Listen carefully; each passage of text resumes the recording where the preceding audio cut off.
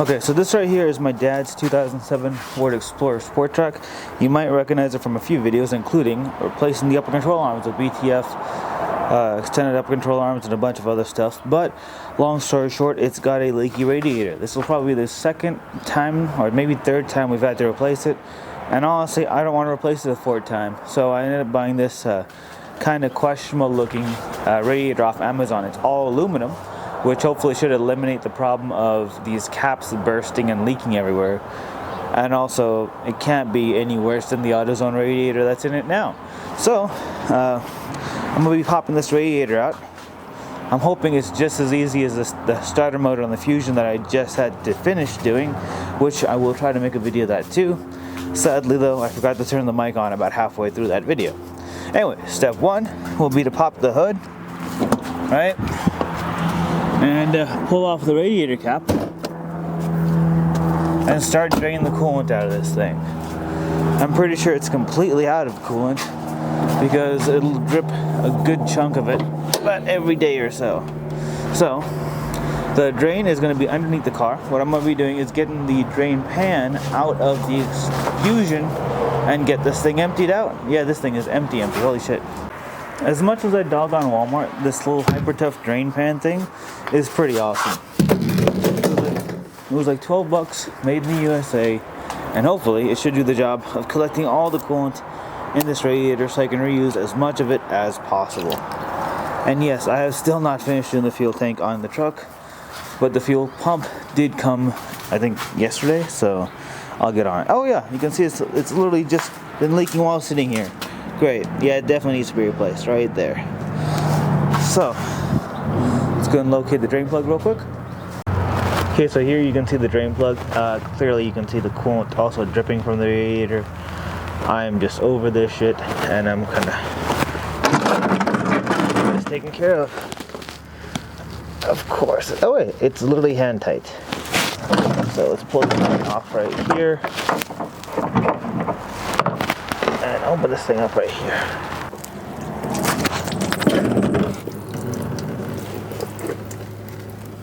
Oh, let that drain out for a little bit, and we'll see how much is actually left in there. Okay, so while that's draining down there, we'll come up here, we'll loosen up this radiator cap so it'll drain out a little quicker.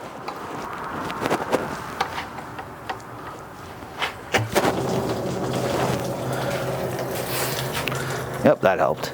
And while that's going, we'll start pulling off everything around the radiator that we have to remove. So for one, starting off with this guy, we'll pull off this little coolant jug, and then just start taking things off from there. So this looks like it should be a 10. Okay, so what we'll do is we'll pull this one off right here, this little bolty. One over here. And it looks like that's all that's holding this thing on. We're probably missing a bolt or two, but fuck it. Good old F-150 flatbed for the tool chest. Very nice. So that's coming off like that.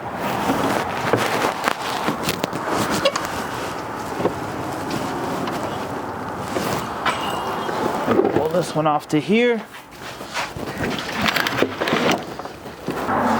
Okay, let's see what's next. I'm gonna need a step stool. This truck is too damn high.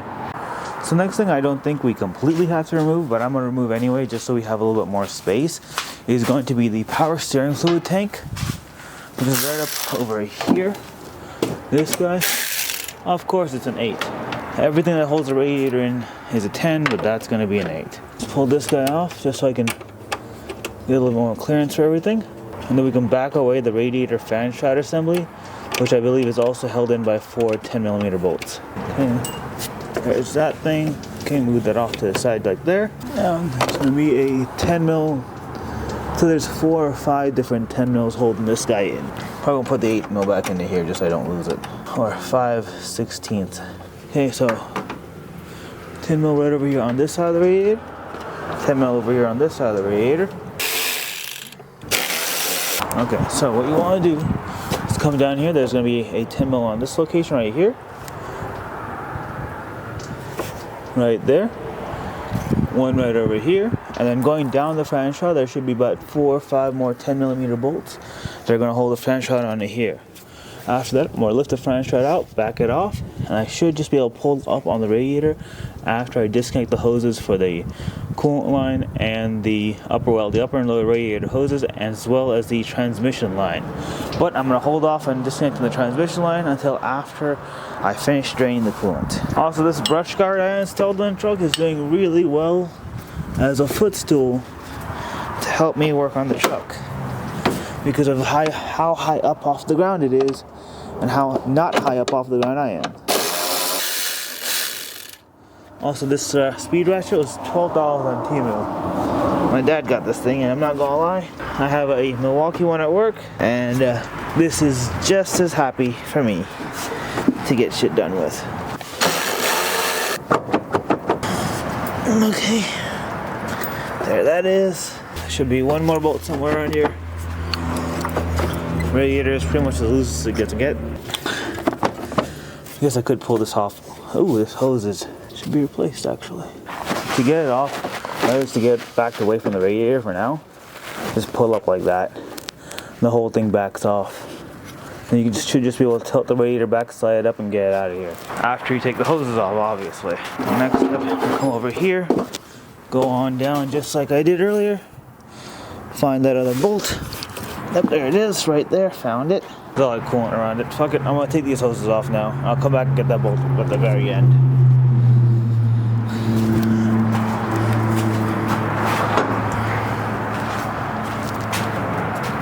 Okay, so now looking down here, you can see the radiator hose on the lower, one transmission cooler line, and the other transmission cooler line. Step one is gonna be to pop that thing off. I'm gonna use a plier. But because we're under the car, I don't have access to a tripod right now, so I'm going to just take it off myself and rotate the little thingy around. Now, to remove the transmission core lines are pretty easy. They just have these little lock rings on them, and they just slide right off. And then just got to pull it out, but I'm not going to pull it out until after I have something to put underneath here to hold this fluid till it comes out.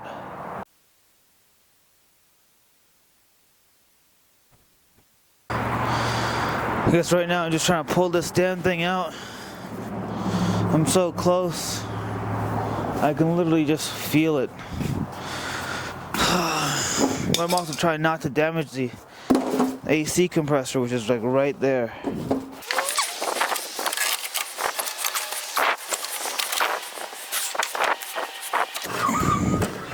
Oh, there we go. Rotate, pull up and out. There we fucking go. Here's the old radiator. Bruh, they sent me the wrong radiator. It's nice. Well, it's the wrong one. But the radiator I got in is the wrong one. So I'm currently on the text message channels with the eBay seller to see if I can get the correct radiator for this truck, but I'm still gonna pull it out. That way I can be ready to install the correct one when it comes in. It will be quicker. So at this current stage in time, the power steering reservoir is loose and removed from its mounting location. The upper radiator hose is removed, the fan shroud is removed, and the bolts that hold the radiator in from the top are removed. I only have two things left to do, which is remove the lower radiator hose and remove the transmission cooler lines. Now all I gotta do is wait the week for the new one to come in. The way the truck sits right now, all the coolant is out of it, so all I need to do is to pull the lower radiator hose. When I pull the lower radiator hose, that section is done. Okay, so this right here is the new radiator. It's like the third one I've had to get.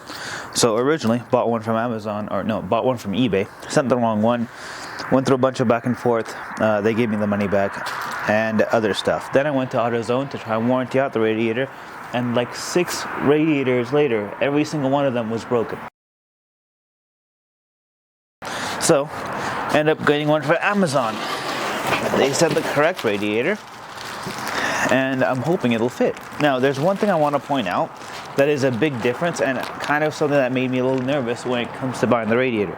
These two little ports on the bottom are for the automatic transmission cooler. Now, there's a big difference in the automatic transmission cooler depending on what year your truck is. If I remember correctly, the pre-2006 ones were the last generation Ford Explorer. They used a very similar radiator, but different fittings for the transmission cooler. This one came with both fittings, the ones that are installed here and then the ones on the other in the little envelope. So if these are the wrong ones, I'll install the correct ones, which hopefully came with the kit. A lot of the radiators I saw online, one by this company called Aluminum something, have the wrong fittings on them. I think we're going to take the radiator fan or the radiator shroud out, install it out of the car, and then install the radiator and shroud as one unit.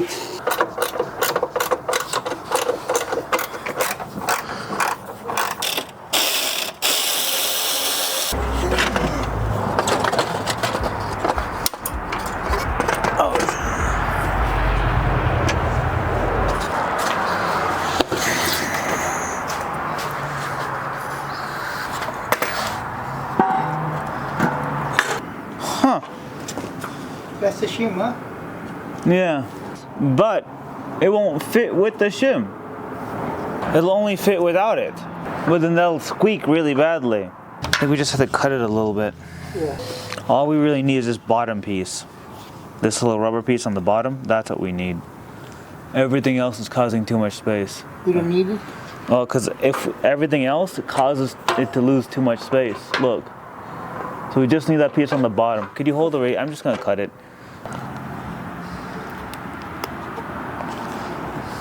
Yep, that'll do perfectly. Yeah. Perfect. Okay, so here's the new radiator. It is the aftermarket one. It's much bigger than the one that came out, and it has a much thicker size to it. I ended up removing this cooling fan shroud out of the truck, and I'm bolting it onto the radiator so I can slide it as one unit. Now, one big issue I'm having is this little rubber mounting bushing. So using this, that will not fit on there. What I'm actually doing is cutting this area out towards the bottom and just using the bottom section right here, this flat piece. While doing that, I'm just barely able to get that radiator to fit on there. If I try to keep this whole unit on, I can't get the whole thing to go in. I'm hoping this doesn't cause any kind of sound. We'll see. That being said, I'm going to mount this back on here and then hopefully slide everything back into the truck. I'm going to be honest with you, this is substantially harder than if I just bought the OEM radiator, but also I just want this to be a one and done kind of thing.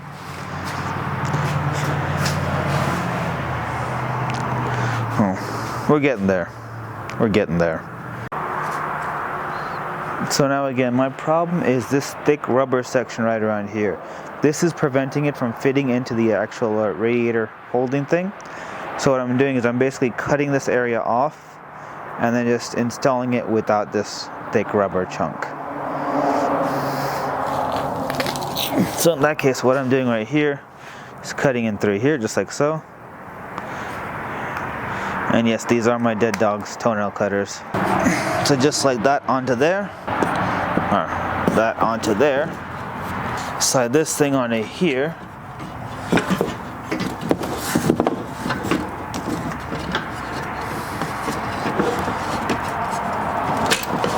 I grab one of the 10 mils that goes onto here. Now comes the hard part. Now the AC condenser goes into here, right? It slides right in and then clips into here. So in order to get the radiator, you have to carefully slide it in and get the AC condenser to go in without any issues. This is the part I'm really worried about because it's going to be very tricky. So let's do it. Okay, so here we are with a bit more of a bird's eye view. It should allow you to see what I'm doing.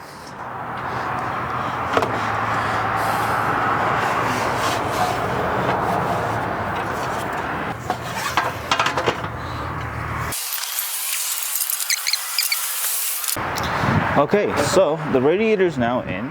What I'm going to start to do is mount the shroud.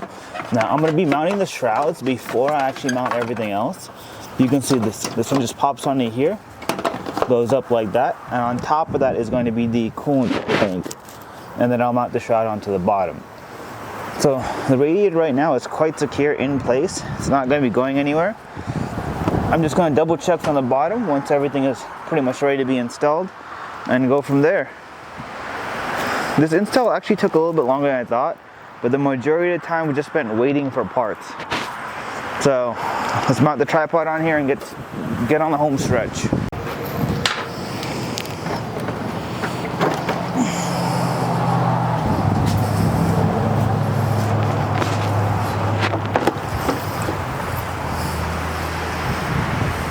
Honestly, this might look kind of stock by the time it's done.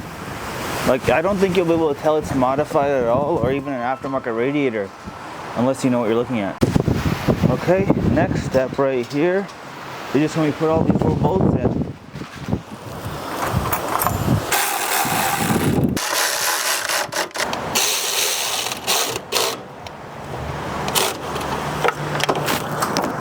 That goes back into there. There's an 8mm on that. Okay, so one really important thing when installing this radiator is the reinstallation of the actual AC condenser. You can see right here the AC condenser goes into these two little pinholes on the bottom, and you want to be very careful to slide these things in down here. Right? Once these two pins are located, then you come up to the top, and what you end up doing is you slide the radiator forward, or that you slide this piece right here forward a bit. Then you see those bolt holes. You need to pop those two bolt holes in. They're going to be the 10mm. Then just slide it all in, and everything should be mounted right up, and you can reattach the radiator to the car. Now that is a lot harder than what I made it sound like. I'm not gonna lie, this part's very difficult just to line everything up, but I'm gonna do that, and I'll be right back. Okay, so now looking at this again, we can see that those two 10mm that hold the AC condenser, this little plastic fan shroud, are in, and they're pretty solidly mounted. Next, I'm going to put this little plastic bit that I took off back on here, and then install the two bolts that hold the radiator to the little hanger, and then I can install the hanger to the truck. Okay, so now once those bolts that hold it in hold the AC condenser in there, and the little fan shroud piece are on, next is these two 10mm right here and right here. You want to make sure that the shroud is pulled up as far as it can go, and then you want to reinstall these 13mm here and here. And then I got to find a way to get my 13mm ratcheting wrench out from inside of the car's front bumper, because that's where it fell in. Okay, so something some of you guys might not know is that these Explorers came with two different fittings for the transmission cooler, and it swapped around 2006-2007. Now if you look right here, I have a different kind of cooler, and looking at the other adapter that came with this radiator, it looks like this is the one that I used. So it turns out I accidentally pulled this out of the truck rather than doing the quick disconnect. So what I'm going to be doing is taking this out of here, putting some thread sealer on it. Actually no, it already has their O-ring right there, and then just popping it back in here, and hopefully this should work. So there's that one, and we slide this guy with its O-ring that it has right there. Push it. Huh. Damn, looks like the thread pitch or diameter might be a bit different. Shit. So I'll have to figure out how to get that thing off there and to put this new one onto here. Just like that. Yeah, that slides right in, so it's definitely a different type of fitting. Learn something new every day. I'm going to take these two off and put the other fittings on, and then try to figure out how to get this quick disconnect working over here onto that. Nice. Okay, so this right here is Crazy Motor Master in the post-production world of video making. This particular clip you're watching is me burning off the cooler connectors, or the quick disconnects. I was messing with them for about 2-3 hours trying to get them off, used a special tool, all of that. Nothing really worked. What ended up happening is they were just seized on there. I gave up on that, and I decided to use a blowtorch to melt the little plastic ring on the inside of these connectors, and they fell right off. Honestly speaking, if you're having the same problem I am with these connectors being stuck, just use a blowtorch. It saved me so much time. It took 5 minutes to take off what I've been messing with for like 2-3 days at this point, and it just wasn't worth the hassle. It was actually pretty simple to get off. Okay, so the last step to get this truck up and running is going to be to fill this transmission up. So right now I'm at the transmission oil pan. You can see that this right here is going to be our fill plug, as well as our drain plug, it looks like. So what we need to do is put a T30 in here and open this guy up. Well, once this comes out, this is basically how we're going to tell the level of it. So we want to fill this thing until... Okay, so I took the drain plug out, or the fill plug, I think, and it's damn near let out about 4 or 5 quarts of transmission fluid, and I'm really confused now. I'm going to add 2 quarts in there, let the truck run for about 15 or 10 minutes-ish, and let it reach operating temperature. I also have a scan tool that'll tell me how hot the transmission is while it's running, so then we'll go from there. And if I need to add more fluid after that point, I will. So what I have here is this little tool, which is going to thread into here, this little bung.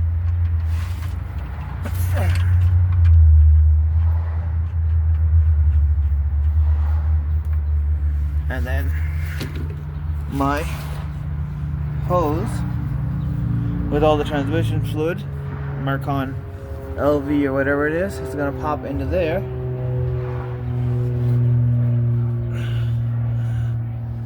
And then I'm just going to pump it on up and add 2 quarts and then keep going, start the truck and see if it's good to go. Okay, so now you can see my transmission is at 86 degrees. They want it to be between 80 to like 110 degrees. So I'm at that point where I can now go into the car while it's running, disconnect the line, and hopefully some extra strength fluid will come out of here. Okay, so here's the transmission. It has now 5 quarts of oil in it. It's been running. It's at about 96 degrees. I'm going to pull this tube and hopefully some fluid will come spewing out of it. Okay, there. So that means that's coming out good. Once it's coming out, it took a slight drip, then I know it's full.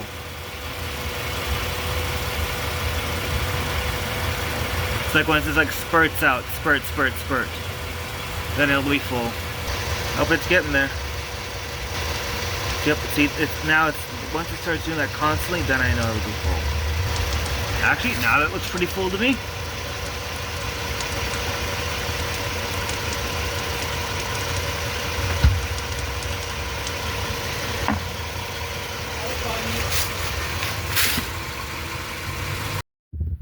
Okay, so the radiator's been in the truck for about, I think, 2 months now, maybe.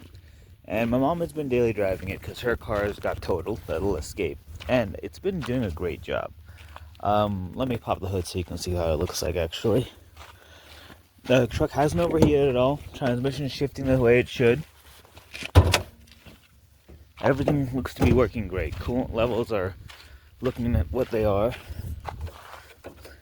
But overall, this has definitely been a great buy. And it's kind of solved our cooling issue. You can see right there, I've already replaced the thermostat housing with the aluminum one. And this radiator is in there. It's nice and good. Looking at the coolant levels, it's also good. Everything about this little setup is working great. The truck looks amazing after those upper control arms. Overall, I'm going to close the hood in a minute. Definitely a mod that I would consider to be a good idea. Everything looks great. I'm happy with it. And I'm hoping this thing will be reliable for quite a while now.